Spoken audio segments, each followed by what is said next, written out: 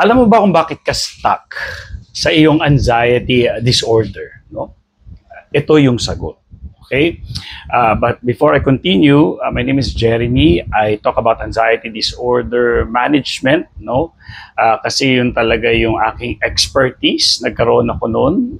Ang background ko ay BS Psychology at ako po ay nag-aral sa Australia ng Cognitive Behavioral Therapy at ako talaga may certificate noon. So, ginagamit ko lahat ng kaalaman ko in my own research. Pakikinig ko sa mga neuroscientists, sa mga psychiatrists, sa mga libro, no, ng mga scientific, no. So gusto kong i-share at matulungan yung mga tao in my own way kasi talaga naman mahal, no, mahal at mahirap makahanap ng therapist. So natutuwa naman ako kasi sa mga YouTube videos ko, ang gaganda ng mga comment, no, kahit dyan sa TikTok, no, ang dami natutulungan. Yung iba lumalabas na, ayos na daw sila, tanggap na daw nila at balik na daw sila sa masaya nilang buhay. So I'm happy, no, na nababasa ko yun. Hindi ko na kayo maisa-isa, but nagtutulak sa akin na gumawa pa ng mga videos at tumulong lalo na, no, sa mga taong walang kakayanan, no, na makapagbayad sa mga ganitong information. Kaya libreng-libre ito. Pero kung gusto niyo kausapin at kung meron naman kayong kakayanan, no, let's talk. Pwede tayo mag-usap. Kahit yung mga wala, pero mukhang kayang pag-ipunan, hindi naman mahal kasi hindi naman ito negosyo. Ito'y tulungan lang, kaya let's help each other. Ganun lang. Diba? Punta ka sa barbero, pagupit ka, may bayad. Pagkano na barbero ngayon sa mga mall, nasa mga 400, 350. Diba? Yun yung mga talaga may kaya, no?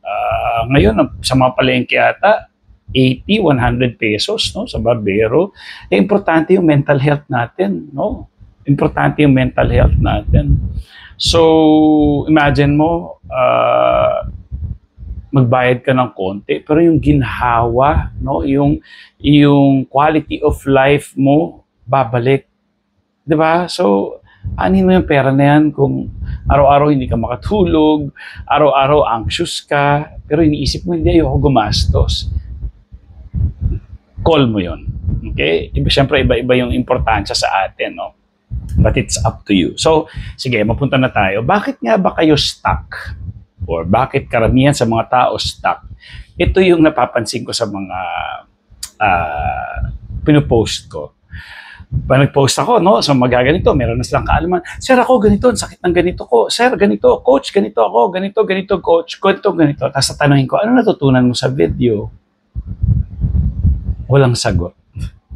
So, sa madaling salita, kahit alam na nila, no, yung tamang kaalaman, pero ang focus nila nasa simptomas pa rin nila. In fact, I'm sure karamihan sa inyo, hindi nyo ginagawa yung dapat gawin para ma-manage ang anxiety.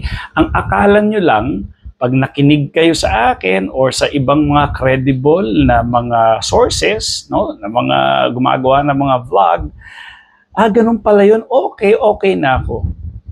So hindi enough yun. You start from the knowledge, but kailangan po may application. Kapag sinabi ko halimbawa na kailangan mag-exercise, kailangan mo mag-exercise. Halimbawa, pag sinabi kong iiwas tayo sa mga caffeinated, yung may mga caffeine na drink, yung mga energy drink, kape, yung mga ganon, ano, iwas tayo doon.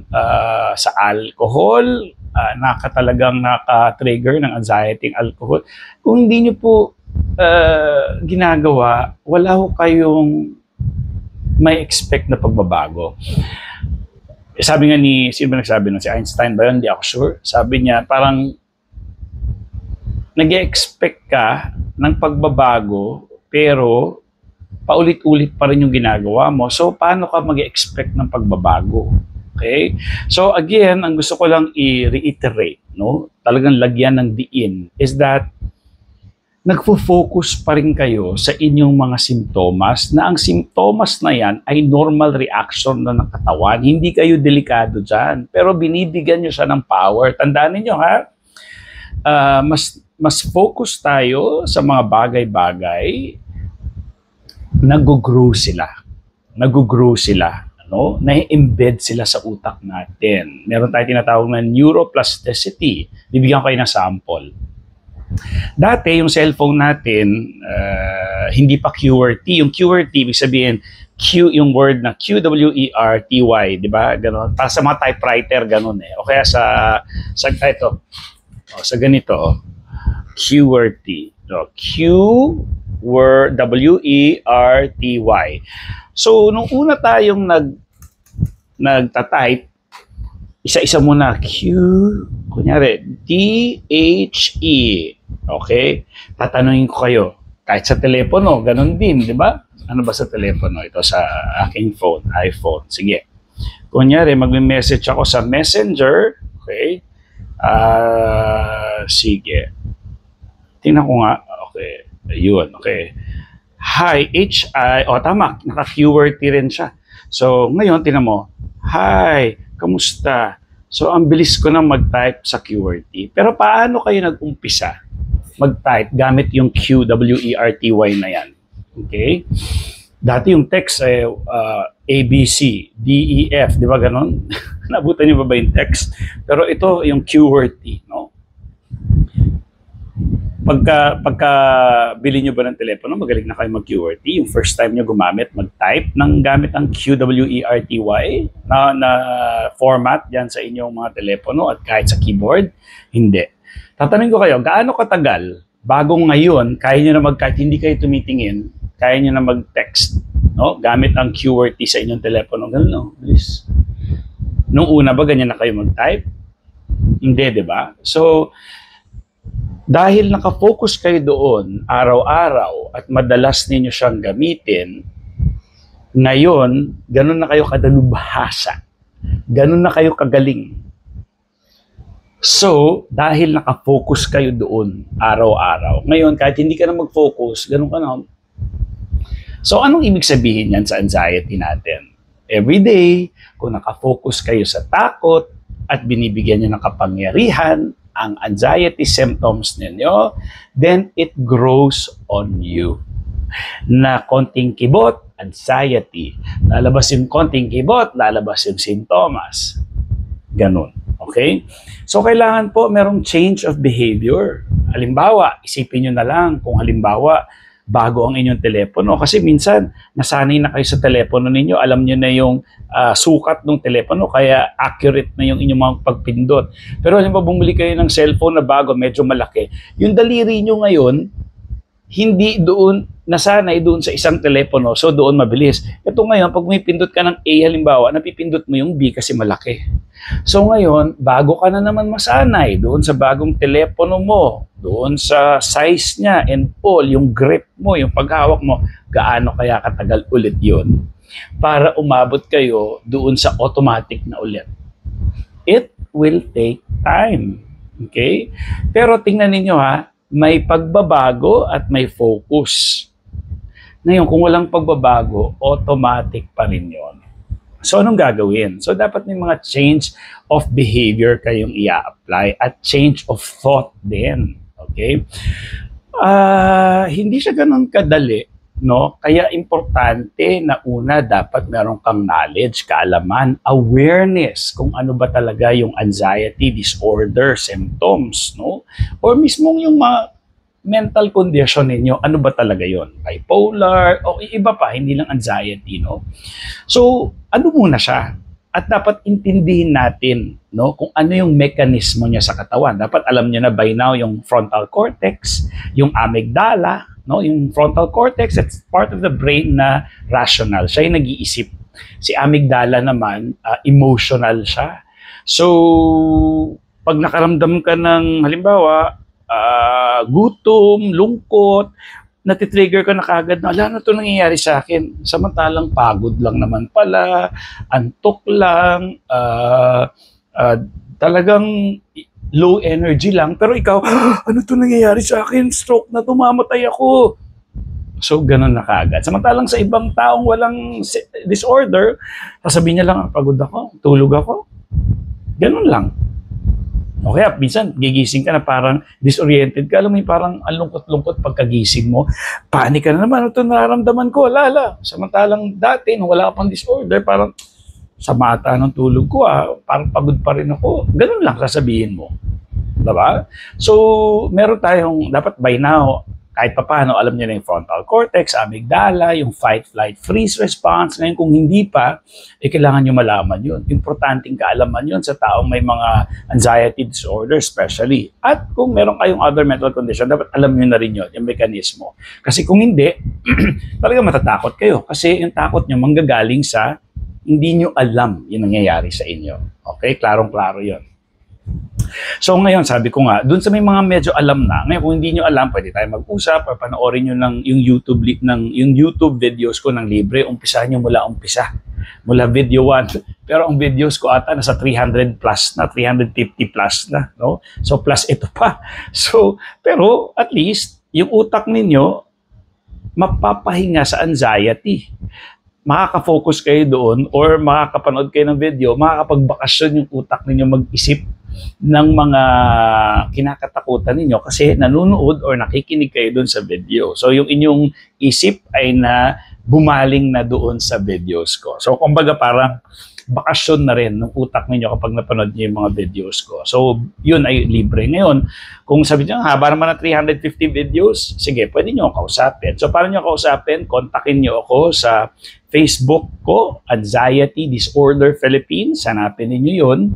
Tapos, or sa TikTok, pwede kayo mag-message. Pero sabihin ko rin naman kasi, kontakin nyo ako sa anxiety. Bibigay ko sa inyo yung link. No? Pero, ito rin nasa screen na yan, dyan ko isusulat. Dyan ko rin isusulat, no, sorry. Dyan ko isusulat yung kung paano nyo kontakin. Basahin nyo lang yung screen. Okay. So, doon sa mga taong maalam na, no, yung mga followers ko, especially on anxiety, para mabago kayo, kailangan po may change of behavior. Kailangan talagang pumasok yung exercise, yung exposure sa araw para dun sa circadian rhythm ng katawan. Kailangan yun. Breathing exercises, dapat alam po yun. No? At change of behavior talaga. Halimbawa, kung dati, panay Google ka, no? Halimbawa, may isa akong follower, sabi niya, nakita niya yung kaklase niya ata, namatay of aneurysm. Aneurysm ba? O, aneurysm. So may ginawa akong video, pinaliwanag ko sa kanya na normal sa mga tao na mag-alala kapag may kakilalang namatay o kaedad, bata pa, na mag-react na matakot. Pero ang kagandahan doon, normal reaction lang yon. Ibig sabihin, lilipas at lilipas din yon kasi mabibisi ka na sa buhay mo. Okay? Mabibisi ka na ulit mag-alaga sa anak mo, magatid sa school, makipagchismisan sa kapitbahay, makipag-away sa asawa mo. So eventually, mawawala rin yon. Bakit? First time nyo bang nakarinig? Sabi ko sa kanya, kailan yung huling narinig mo na may namatay na kaidaran mo lang? Sabi niya, siguro 5 years ago. Kaya nga, dala-dala mo ba hanggang ngayon yung pag-alala mo, yung anxiety mo 5 years ago? Di ba na-trigger lang ulit yan nung may narinig ka ngayon lang? Sabi niya, nga, no? So, minsan, yung ganitong klaseng pag-uusap, nagkakaroon ng kaliwanagan. Natutuwa siya lagi. Pag, nga, naliwanagan ako, ganun pala. See? So, kaya importante talaga may ganito, no? Na may usap-usap na ganito. Kasi natutulungan talaga kayo kung paano dapat mag-isip, no? At tamang way, tamang pag-iisip. Okay? Kasi kadalasan, mga mali yung pag-iisip natin, kaya tayo tatakot. Halimbawa, yung mga blood pressure, no? So, yun. No? Kailangan meron tayong change of behavior. So, anong gagawin? Huwag po tayo mag-google. Kasi palalalain niya lang. At yung behavior na napag-google ninyo, or Dr. Google na tinatawag, no? Yan ang nagpapabaon pa sa inyo. Okay? Kasi you give power, you give focus. Parang halaman yan, no? Pag binato mo yung buto sa lupa, hindi mo alagaan, yung iba maaring mamatay, yung iba maaring bumunga, pero pag hindi mo inalagaan yan, namatay din siya, no? Pero pag inalagaan mo ng ilagaan yung anxiety mo, bubunga, tutubo yan, lalaki, bubunga pa. So, kasi nagfo-focus ka sa anxiety mo. Okay? Kaya nga sinasabi nila, mas pag bumaon, no, yung anxiety disorder mo sa utak mo, medyo challenging din na mapalitan yung pagde-develop ng neuroplasticity, yung mga bagong strategy ninyo. Okay? So ano na yung mga kailangan baguhing behavior? Yun, pag-google, hindi pa nakatulong yun. Tingnan ninyo ha. Nakalagay aneurysm. Google, explain ano ba yung aneurysm, paano nangyari yun. So, tapos, lumipas na ilang taon, hindi ka naman nag-aneurysm. So, anong ginawa lang ng pag-google mo? Diba? Parang, hanggang ngayon, kung nag-aneurysm ka 2 years ago, dala-dala mo lang yung takot ng aneurysm mo, 2 years na, hindi ka pa rin nag-aneurysm. So, anong silbi nun? So, may kwenta ba talaga para alamin kung ano yung sakit na yun? Na wala ka naman? Ang gagawin lang nun sa'yo, takot. So, anong gagawin? Talagang, wala naman nakakaalam ng aneurysm unless talagang nandun ka sa doktor everyday. So, isa sa mga kailangan baguhin or ipasok sa sistema natin is yung hindi kailangan mabuhay na laging may assurance or laging may reassurance. Pag sumakay tayo ng aeroplano, wala tayong assurance na magla-landing siya. No? Pero, yung pilot, nag-aaral ng ilang taon. So, ang assurance lang natin, pilot, bago siya mag-pilot, nag-aaral siya ng ilang taon at ilang flying hours ang ginawa niya. Okay? Pero, wala tayong assurance ng eroplano na yan, kaya nga may aksidente. Okay? Halimbawa, yung aso, ang cute-cute ng aso, bigla ang kinagat, wala kang assurance na hindi kakagatin ng aso. So, ang buhay natin, hindi 100% alam natin. So, kailangan magkaroon tayo ng kailangan tanggapin natin na walang assurance ang buhay. Lahat namamatay din. May kilala na ba kayong nabuhay hanggang ngayon? May kilala kayong 1,000 years old na tao? So, these things, pwedeng mawala yung takot dyan. Okay? Pero sa ibang panahon natin i-discuss yun. Kaya maganda talagang may kausap kayo, lalo na yung mga professional, mga health professional, credible, kasi matutulungan kayo doon sa mga fears na yun. Nakala nyo parang imposible, pero posibleng-posible. Okay? Maraming way. Merong mga desensitization na tinatawag, no? Parang tinitrivialize yung mga fears mo. Parang matatawa ka na lang sa, nga, no? Parang tanga, no? Ganun na pala yun, ilang taon na, di ba? So, ano pa yung mga behaviors na dapat tigilan? Yung pagbisita sa doktor, yung pangungulit sa doktor, halos linggo-linggo. Hindi po pwedeng ganun. Kailangan, pag sinabi ng doktor, wala kang sakit, period. At ito tandaan ninyo ang katawan natin talagang maingay yan. Ibig sabihin, pag maingay, marami siyang mga nararamdaman. Okay? Marami siyang nararamdaman. Pero hindi ibig sabihin ay lethal or nakamamatay. Madalas, yung sakit ng ulo, normal na masakit ang ulo ng mga tao sa maraming rason. Okay? Ang hindi normal is stroke. So, ibig sabihin, pag sumakit ang ulo, not necessarily stroke. Kasi ang sakit ng ulo, halos normal pain na lang ng mga tao yan. Depende kung ano, no? Pero ito ay dapat galing na kayo ng doktor. Okay? Siyempre, kung talagang ang headache, talagang normal pain na lang yan sa mga tao. Pero kung talagang persistent, talagang pumunta rin tayo sa doktor. Ngayon, sinabi ng doktor, hindi, ayos naman, wala kang sakit, ano lang yan? Migraine or dehydrated ka lang siguro, kulang ka lang sa pahinga, o ito lang gawin mo. Yun na yun, that's it. Huwag ka na paulit-ulit pumunta sa doktor. Okay? Klaruhin natin kunyari, sumakit na yung ulo mo, dahil may sakit ka, kaya mga doktor tatanungin, gano'n nakatagal yan? Pansinin ninyo. Sa buong buhay nyo ngayon, ilang beses na ba sumakit ulo nyo? Na-stroke ba kayo? Diba hindi naman?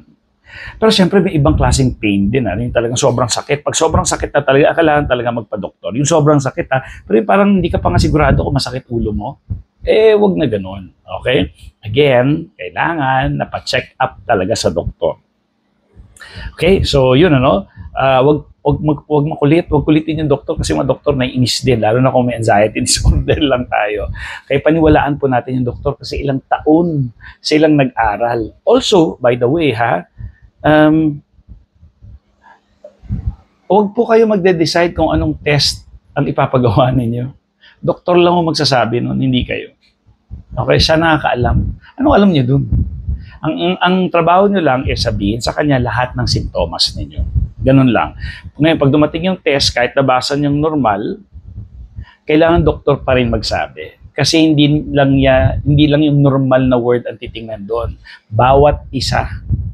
Hindi ganun kadali yun. Hindi ganun kasimple. You let the doctor read it at huwag kayong aalis sa kanya after ng mga test. So, Doc, ano yung diagnosis ko? Anong diagnosis ko? Ang kagandahan kasi no, pag sinabi niyo, hindi, wala kang sakit. Normal lahat, wala. Psychological lang yan. Mental lang yung problema mo. Punta ka sa psychiatrist. O yun. So ikaw, kampante ka ngayon na, wala akong sakit. Mental lang pala. Fear lang to, takot, no? Or depression, whatever. So ganun lang pala yun. So ikaw, alam mo, assured ka na wala kang sakit talaga physically. O di ngayon, ayusin na natin yung mga maling pag-iisip mo, yung mga irrational thoughts mo, yung nagkukos ng anxiety mo. Okay? So,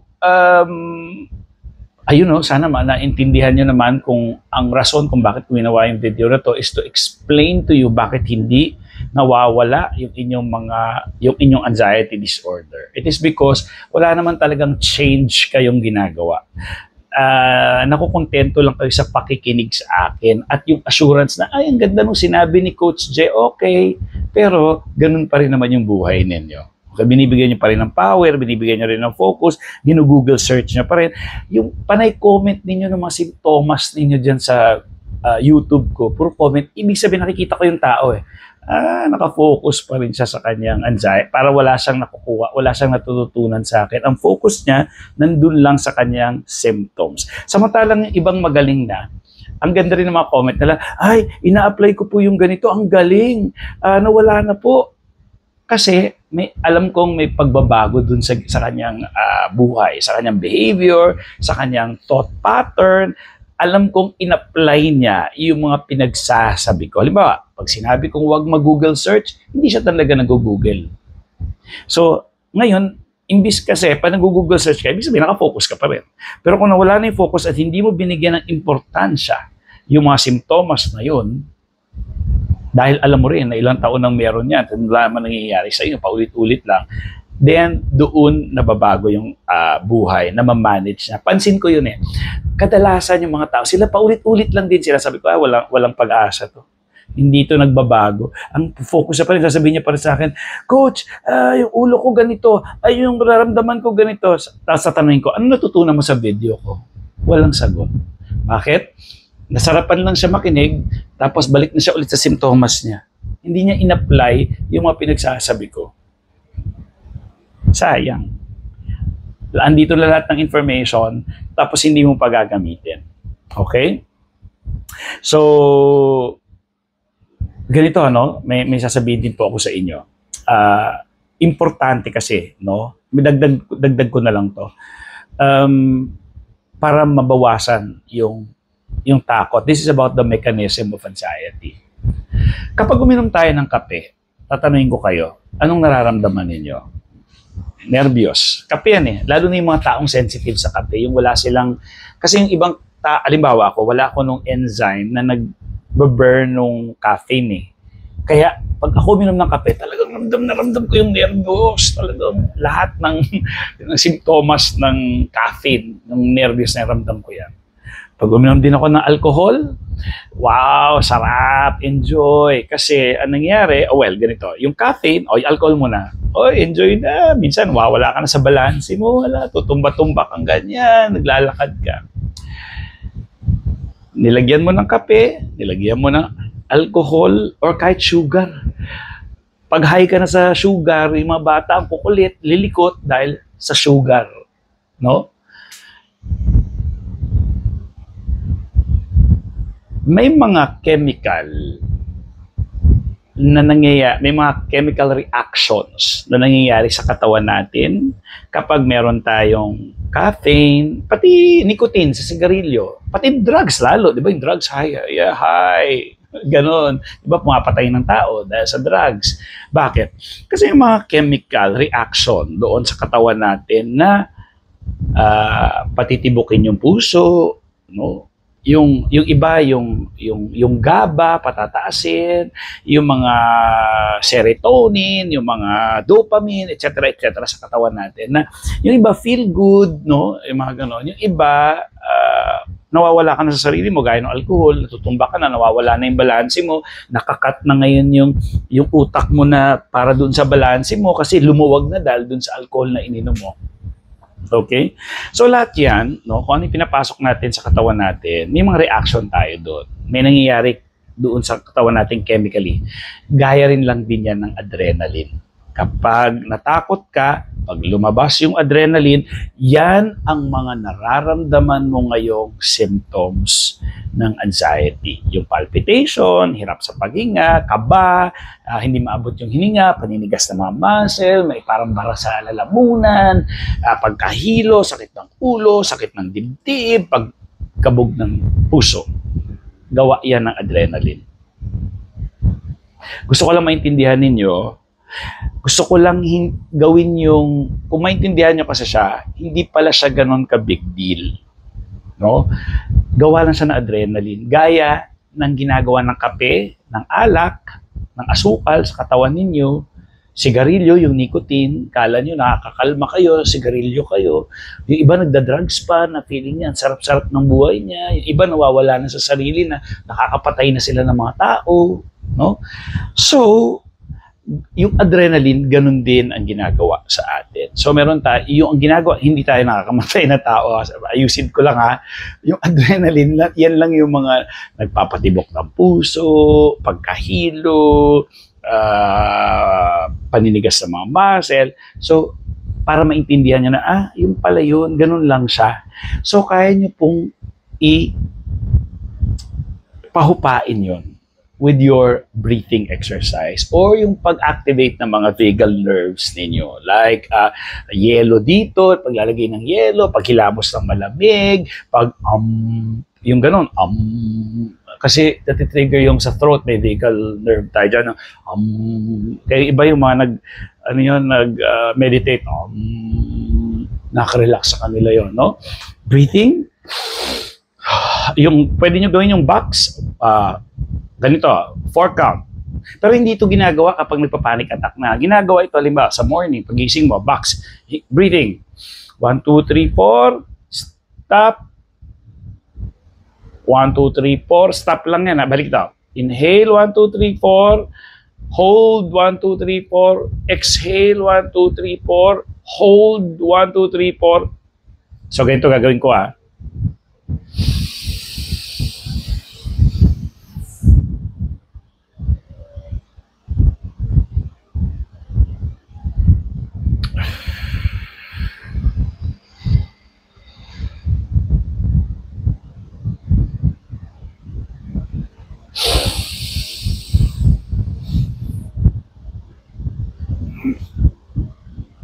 Nagkakamali ako, pero the idea is, bilang ka ng 1 to 4, inhale, hold, 1, 2, 3, 4, exhale, 1, 2, 3, 4, hold, 1, 2, 3, 4, inhale, so 4 counts, no? Pero kapag nag-anxiety ka na, gawin mo yung psychological sign ni Andrew Huberman, yung